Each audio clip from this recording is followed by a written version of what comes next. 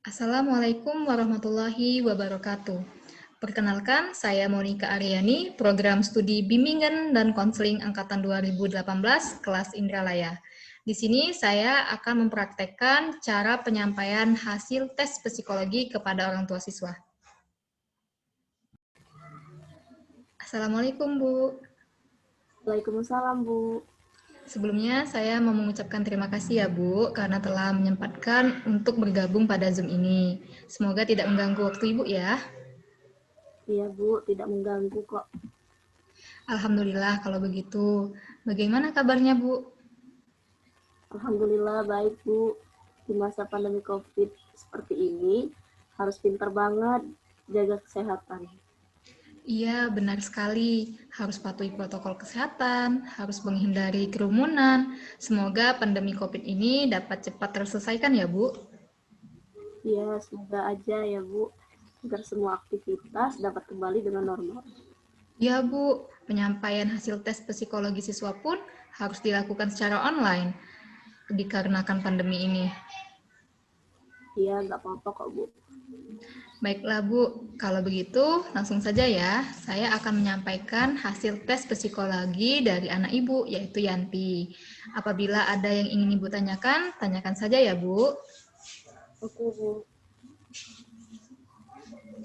Di sini saya akan menampilkan hasil dari tes psikologi. Apakah terlihat, Bu? Belum, Bu. Ya, sudah, Bu. Sudah ya? Oke. Sudah. Dari tes inteligensi dari Nak Yanti, ini menunjukkan skor 119. Ini dikategorikan di atas rata-rata.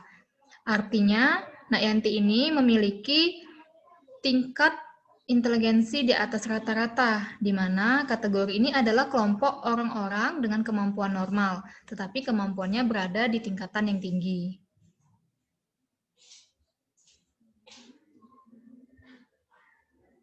Ada yang ingin ditanyakan, Bu?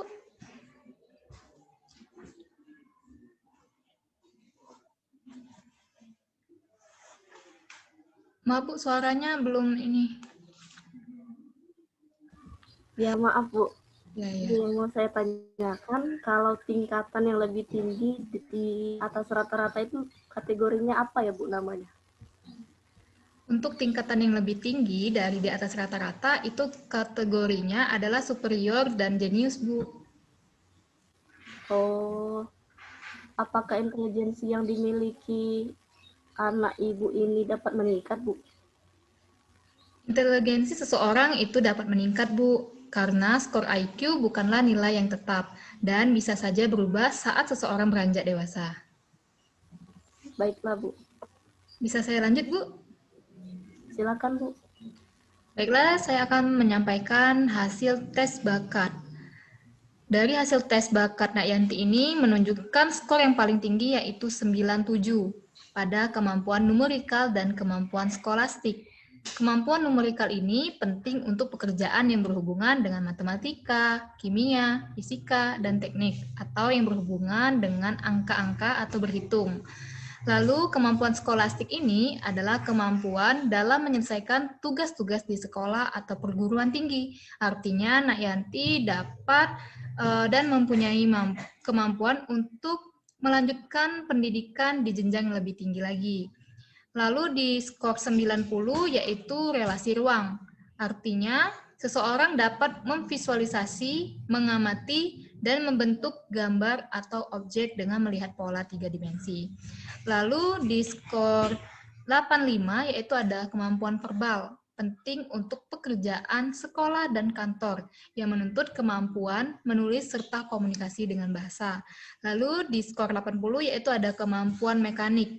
Ini artinya memahami prinsip-prinsip IPA untuk kerja mesin, listrik, komputer. Di skor 75 yaitu kemampuan abstrak, ini artinya penting untuk pekerjaan mesin, teknik, dan industri. Nah, namun saya melihat di sini skor yang paling kecil yaitu 40 di kecepatan, ketelitian, dan klerikal. Artinya Nak Yanti ini sedikit mengalami kesulitan atau kekurangan yang berkaitan dengan seberapa cepat dan teliti dalam pekerjaan kantor dan lab. Sampai di sini ada yang ingin ditanyakan, Bu? Ada, Bu. Ya. Berarti anak saya ini bakatnya yang paling menonjol itu pada kemampuan numerikal dan kemampuan skolastik ya, Bu? Ya, benar sekali, Bu. Pada kemampuan tersebut, skornya yang paling tinggi. Ada lagi yang ingin ditanyakan, Bu?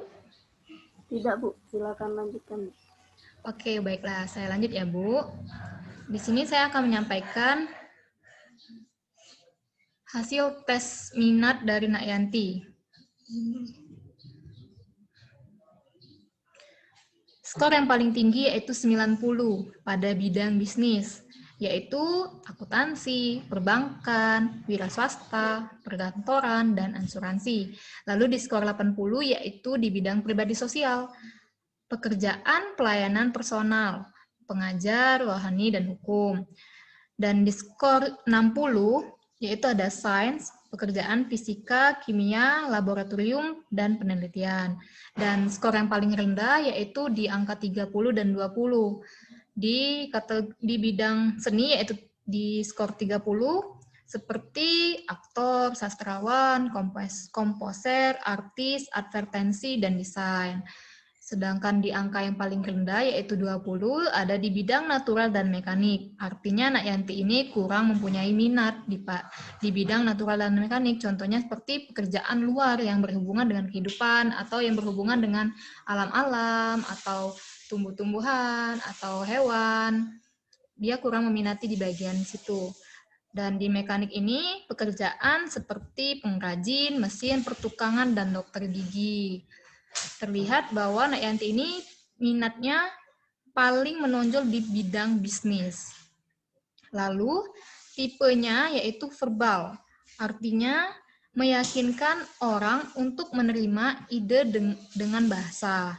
Dan tingkatannya itu termasuk ke rutin, artinya membutuhkan ketekunan dalam bekerja. Apakah ada yang ingin ditanyakan, Bu?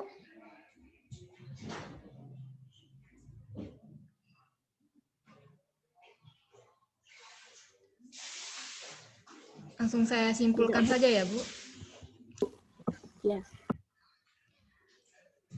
Yang dapat saya simpulkan dari hasil tes psikologi dari Nak Yanti ini, melihat dari tes inteligensi, tes bakat, dan tes minatnya, anak ibu sangat cocok untuk menjadi seorang wira swasta dan pekerjaan kantor.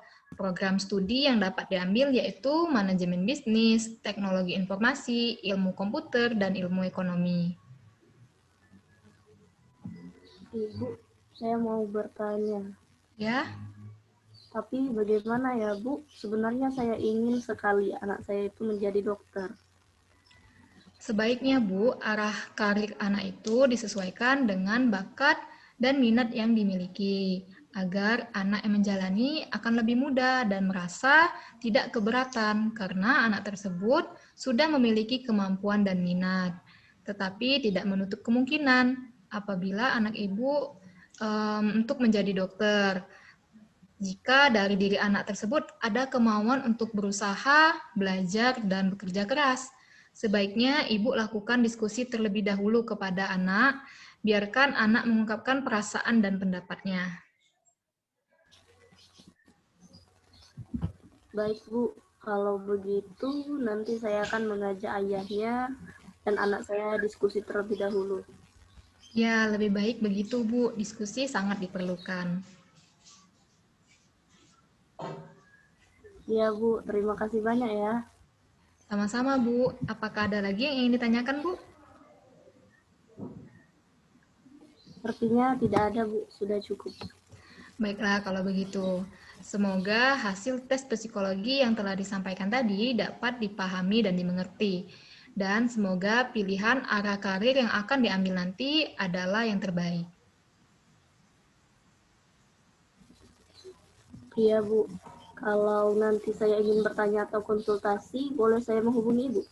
Sangat boleh, Bu. Silakan hubungi saya ya. Baiklah, Bu. Sekali lagi terima kasih banyak ya, Bu. Ya, Bu. Saya rasa cukup sampai di sini dulu ya, Bu. Ya, Bu.